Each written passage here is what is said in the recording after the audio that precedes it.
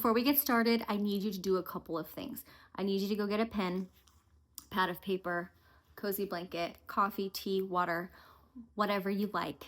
Come back here because I'm about to spill everything that I did wrong the first time around, so you don't have to. Okay, let's jump right into this because there's so much to talk about. But first, my name is Olivia, and I am not that many steps ahead of you. I do not have years of homesteading experience, chicken keeping experience. I am not the end all be all of chicken knowledge. I am just a few steps ahead of you. I did it wrong one time, and I know what I did, and I'm not going to repeat what I did this time around. And I thought I would share with you the mistakes that I made so you don't have to make them yourself, because we lost a lot of chicks and chickens and it was terrible, and I don't want that to happen again. So here we go. Number one, the first thing that I'm doing differently this time around is one, I am planning for the arrival of these chicks. I don't have them ordered yet. I don't even know where I'm going to get them yet, but I'm doing the planning phase first. So one, you need to plan before. I know it's super tempting. You walk into Tractor Supply or whatever, wherever you have baby chicks, and you see them and they're cute and they're peeping and they're just so fluffy, and you just want to get a box and bring them home. Don't do that, because that's what I did. We actually started with sheep, and then we got a milk cow, and then I was like, we're ready for chickens because we were super gung-ho about this homesteading thing. So I jump onto Craigslist and I find chicks because I want chicks today. I don't want to wait for them to come in the mail. I don't want to hatch them out. I want to see fluffy chick babies today. I look on Craigslist. I find a woman who is nearby in a city. I go over to, her house to get all the kids in the car. We drive over about 40 minutes, find her house. We go into her garage. She's got these big brooders full of chicks, like just a ton of chicks. And she's like, what kind are you looking for? Blah, blah, blah. I'm like, I have no idea. I don't know. I just want chickens that lay eggs. That's all I know.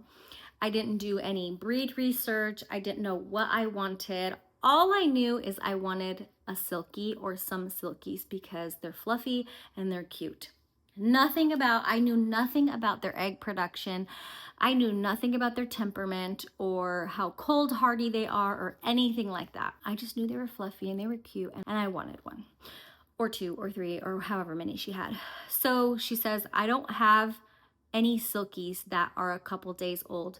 I only have older silkies that are just a little bit older than these chicks. So I said, okay. And she says, I don't know, they're harder to sex, so I don't know if it's a male or female. So I'm like, whatever, just give me the silkie. So she gets the box, she fills it up with chicks. I think we got like 16 chicks and one silkie, one baby silkie. And so we get our box and we're so excited and we're going, and she like lived off grid and she had like livestock guardian dogs and solar panels. And I was like, yes, this is amazing.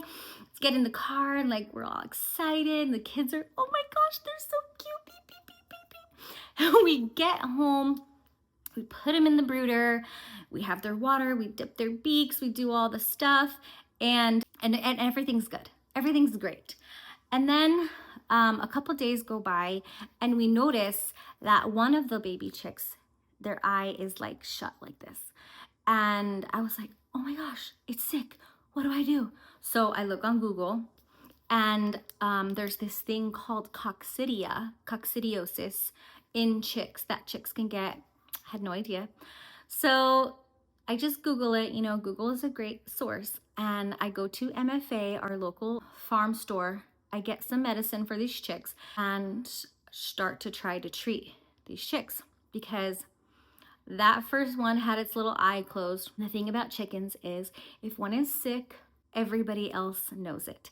The other chickens know it, and they start to peck at it. They start to kick it out from the warmth. They just know like this is a sick chick and it's gonna die. It literally is survival of the fittest. The strongest will survive. Trigger warning. If you don't want to hear this, just fast forward it because it's a little graphic. So the chick with the closed eye, we go the next day to check on them, and we have a dead chick. Not only is the chick dead, they stomped this chicken flat. We literally had to pull it out of there and throw it out flat as a pancake. It was honestly disturbing. And so that wasn't the first chick that happened to, because this bacteria was in their brooder, it started to spread. Now, I don't know if these chicks came sick or if they got sick and then just spread around, because we tried our best to keep the brooder clean and dry.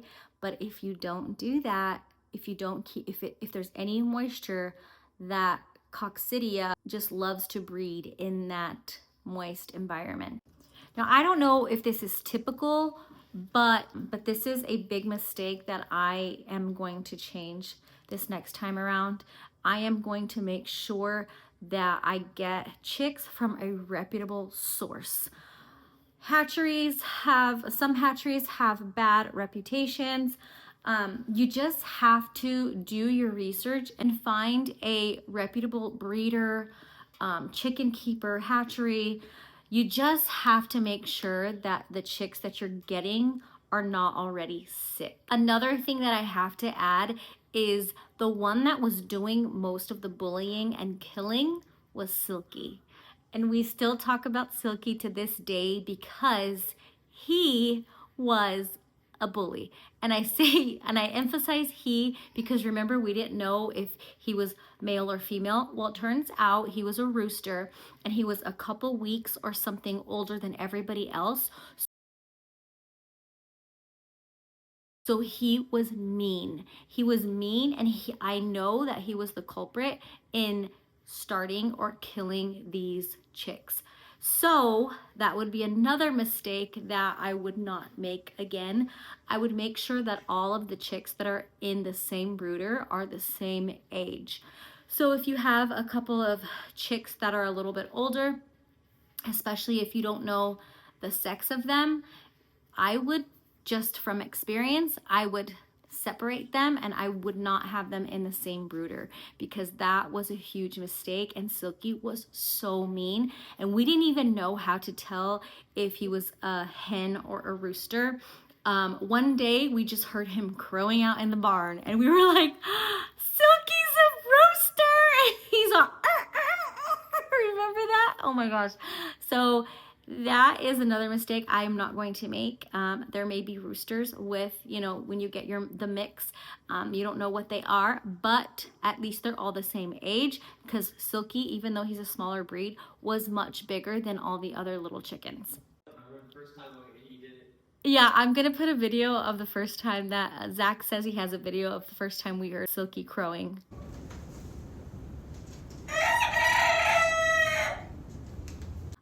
So I definitely would source from a reputable place, a place that has healthy birds, and I would make sure they're all the same age. The next mistake that I made was the brooder. We had an indoor brooder. I did the research for that. We had a long tub as a brooder. It wasn't just a tiny tote, it was one of those extra large ones, because I wanted to make sure they had enough room. Before and after losing you. So we had everything for that, but we didn't have an outdoor brooder. We only had the indoor brooder. And because it was cold outside, we couldn't get them out on grass because it was too cold for them. They would die. And so we were kind of caught in between there. We couldn't move them. We didn't have anywhere to put them. And something was happening inside that brooder in the house. So looking back, I can see that the biggest mistake that I made was not having a plan, not having a full, clear plan in mind before I went out and got those cute baby chicks. So before you do anything, before you press buy on those chicks or you go and pick that box of chicks up, you need a plan. Trust me, you need a plan. So get your pen, your paper. I want you to ask yourself this question. What are my goals with this flock? What do you want to happen? What is the desired outcome? Why do you want to buy chicks? Why do you want a flock of chickens? Is it just for you and your family? Do you want to produce eggs for just you and your family to eat on a daily basis? If so, you need to see how many eggs you guys eat. Are you going to want to sell eggs? Is your goal to provide eggs for your family, but you want to make a little cash on the side? Do you want to give them to your family? Like, do you need more than your family can consume? What are you looking for as far as how many eggs you need per day, per week, etc. You need to ask yourself, do I care about the egg color? Because egg color is a big deal to some people, and to some people, they really don't care. What their goal is production. I just need eggs. I just need a chicken with a job. Its job is to give me as many eggs as possible. If that's your goal, then you're gonna look for that specific breed. I want you to get really clear on what the goal is and what do you want to get out of the flock that you are putting together. Do I want to free range these chickens? Are they going to live in a coop and I'm going to feed them every day and water them every day? Or is one of my goals for them to be free range or pasture raised? Are they going to be out in the fields? In that case, if they are, then you need a breed that is going to be good foragers. They're going to be good scratchers, they're going to be good foragers, and that's what you're going to be looking for. Another question to ask yourself is, do I want a pet? Do I want a chicken that I'm going to be able to sit on my lap and pet and be sweet with? Or do you not care? Do you just need a chicken to do its job? And I don't even want to touch these chickens. I don't want them to be my friends. I don't want them to be my pets. I just need eggs. And so if that's the case, you need to look at, if you want a pet and you want a lap chicken, then you're going to want to look at breeds that are docile and friendly. And you're going to want to handle your chicks more, because we did not handle our chicks a whole lot, like every day, just letting them know they're safe with us. So they were a little skittish and we had to try to catch them, etc.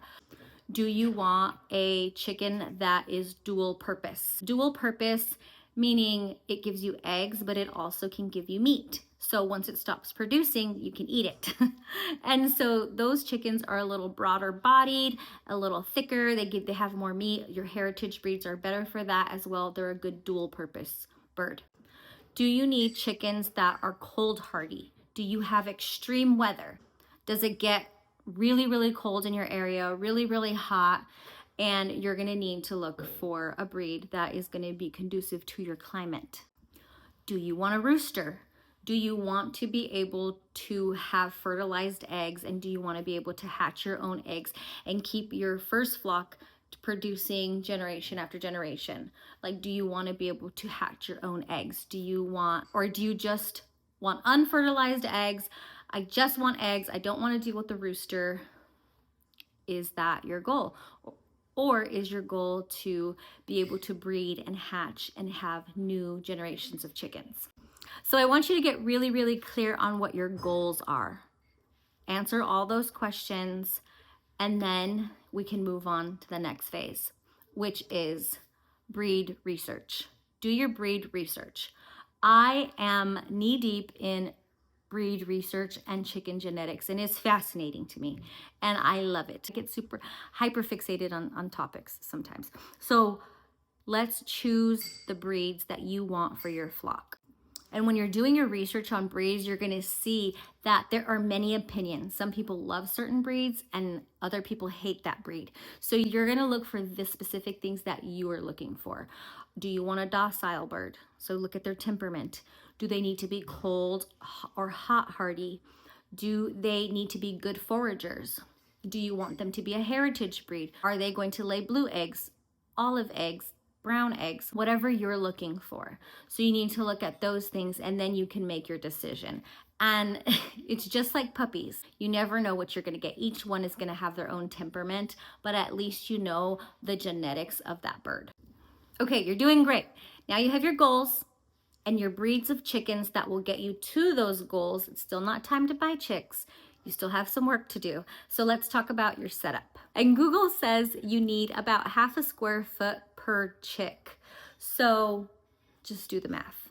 I'm not good at math, but just do your own math. What I'm going to do differently this time around is I'm going to make a brooder.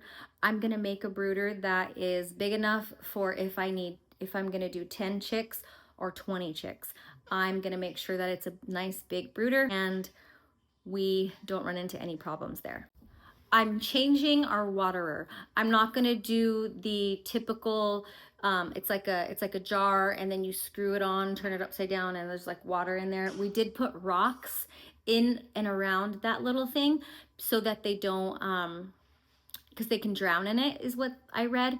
And so, but I'm not even gonna touch that water, honestly, because they would spill it, they would get their little feet in it, and it really is what made a lot of the mess and caused a lot of the moisture. And so I'm gonna get a waterer that has that little nipple on it, and you tap it and one drop comes out. And it's like less mess. I'm not gonna mess with moisture in the brooder. I'm changing the waterers.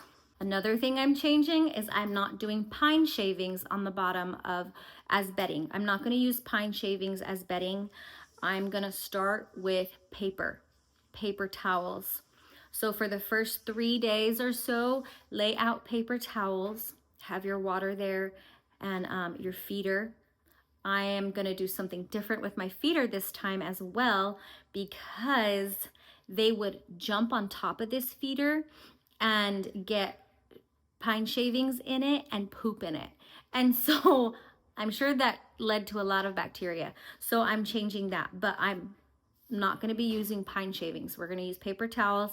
And then I'm going to try hemp, because they said hemp has less dust for their respiratory system. So we're going to try that this time around. I am changing our heat source. So the first time around, we just had a heat lamp, like a clamp lamp with a heat bulb in it. And it freaked me out. Every day I would lay down in bed and I knew that heat lamp was on in the mudroom over this brooder box.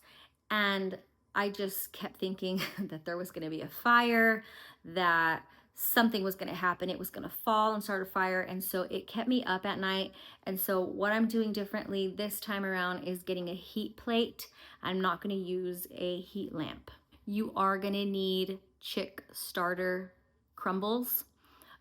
We did that the first time around, but I did not use medicated. I still don't know if I'm gonna use medicated feed, because they have medicated feed and they have unmedicated feed, and I'm just not the medicated kind of girly. So I went for the non-medicated, and I don't know if that would have made a difference in the health of the chicks in the beginning. Honestly, you're gonna have to do your research on that and see what kind of starter feed you want to use for your chicks. Also, vitamins or probiotics and electrolytes. I don't remember if we did that, honestly, and I'm gonna try to see. I have to do more research on what exactly is in those things and if I should use them, because I just want to make sure, I want to really focus on the health of these birds and the vitamins and the environment that they are starting out in. And as we go along and I'm actually walking this out, I will record everything so that you can see what I'm doing. But this is just the planning phase. I'm still in the planning phase. I have not ordered chicks, and I want to make sure that I am as prepared as I can be before I even get chicks onto our property. So the next thing I'm doing differently is that I am building an outdoor brooder. So at about 6 to 8 weeks, I believe, don't quote me on that, you can move your chicks from the inside brooder onto grass. Every day you're going to start off small. You're going to start off in small increments, maybe an hour outside, and then bring them back in. The next day, maybe an hour and a half, 2 hours, and you're going to gradually get them used to outside and getting them on grass. And this was a big boo-boo that I made, and it was way too cold to be starting chicks and to be doing chicks in my area. I didn't have the proper I didn't have the proper outdoor brooder. It wasn't a great time and season for them to be outside. And so it was just bad timing and planning on my part.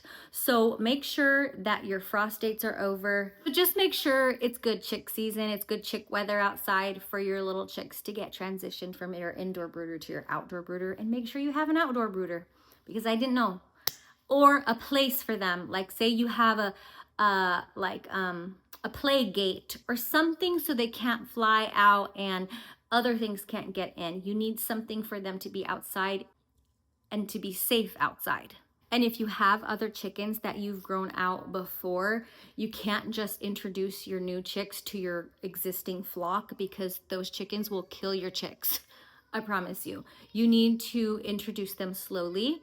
You can have your other chickens around them when they're in their outdoor brooder and their little, the whole look but don't touch approach. They just need to be next to them just so they can get used to them. So, but if you have an existing flock, maybe you don't even need to watch this video. I would change their water and give them fresh water every single day. We didn't do this before because we saw, oh, they still have water. We're just gonna leave it in there until like they're low and then we'll rinse it out and stuff like that. No, I would take their water out every day, wash it, and give them fresh, warm or like room temperature water every day. I would work a lot harder at keeping that indoor brooder dry and clean. And I would look every day, I would pick up every chick and look at its vent, which is just its butt, to look for pasty butt, or we call it poopy butt because our sheep also can get poopy butt. Animals, just if they have poop around their backsides, it usually means something's wrong or something's going on. So I would pick every chick up and check it every day for poopy butt. And if you do find poopy butt, then you get some warm water and you clean it and dry it, and just to keep that bacteria off of things. You want to be very, very careful about the buildup and the spreading of bacteria. That's another thing. I would monitor their poop. So your first 3 days, you're gonna line your brooder with paper towels so you can see more clearly their droppings, and you're going to monitor their droppings for the first 3 days to see if there's anything weird, if it looks different, if it's really getting stuck to them, if they're getting dried poopy on their on their behinds. You're going to monitor their poop. That's what I would do differently now because I had no idea before. So I would do that. This is something I didn't know as well. I would not allow them to eat once we transitioned the chicks out. Once they were feathered, they got their feathers and everything, and we transitioned them into a flock, because what I did is I had these chicks that we grew out, but then I went and I bought 10 hens that were already mature and laying because we just wanted eggs. And so I got 10 Barred Rock hens that were laying, but I transitioned these chicks that we had raised, and I think we only had 5 out of the 15, and 5 or 6. We transitioned, they transitioned into the flock, and they were all mingling together, and they would free range outside. But when we fed them, I was feeding these older chickens layer feed, and I didn't know that I should keep these younger chicks on grower feed and not let them have the layer feed until they're about 20 weeks. And so that's something I would do differently too. Keep them on a grower feed until they're about 20 weeks. And that's usually when they start to lay, they say around 20 weeks. And then you can put them on a layer feed just because they need protein. Protein is so important when it comes to your chicks and your chickens. You need to make sure that your flock is getting the adequate amount of protein that they need every day. Another thing that I would be really careful about this time around is not allowing the little chicks to have access to other animals' water. So I talked about the feed and making sure that they stay on their grower feed, but the waterers. We have other animals on our property. So we have a sheep stock tank and then we have a cow one. So the sheep is just a little bit lower and the cow's it's a little bit higher. The sheep can't really reach in that one. And so it's a shorter stock tank. I don't know, it's probably about this high, this big. Anyway, Silky actually jumped up on the stock tank and was drinking out of it, and he fell in and he drowned, and the kids found him in the stock tank. And it was really sad, but you know, he had it coming because he was so mean. He was so mean to even people. And so that's what happened to Silky. So I would really watch out for that. Make sure that their water is full and they have access to it, and maybe put the stock tanks somewhere else. I don't know if that's a thing. It happened to us, and so that's why I'm mentioning it. The last thing that I'm going to leave you with is a huge mistake that we made. I mean, it literally cost us our whole flock, because we also were breeding dogs. The breed that we had were Australian Shepherds, and we still have Australian Shepherds. But we had a litter of puppies that were free range and they were running around, and they weren't like little baby puppies. They started to grow. We had 2 that we couldn't sell, and they were running around, and we had no idea that they were playing and injuring the chickens. And so we weren't sure until we started to see the chickens being injured. And because of the injuries, and we lost the rest of our flock because of these puppies, because of these dogs. We got rid of the dogs, and I would just be very, very careful about what other animals are around your flock if you're going to free range them. That's another thing. You just have to be aware of predators. You have to be aware of hawks, of dogs, of stray dogs. I wouldn't just let them free range, like just a free for all. I would give them boundaries. I would either do poultry netting or fencing or something like that. That's something we're gonna do differently, especially since we still have 2 dogs. Well, we've come to the end of the video. I really hope that my mistakes help you not to make the same mistakes as I did, and your flock is able to get off to the best start that is possible. We all want healthy, strong birds, and in order to do that, we need to make sure that we're ready for them, that we are educated, that you educate. Give yourself some time to do your research before you bring these little chicks into your life, because it is so sad if you're not able to give them what they need and they don't survive and they don't thrive. So I hope that this video was helpful for you, and follow me on the journey as I build out this next flock for our homestead. So goodbye, God bless, and we'll see you next time.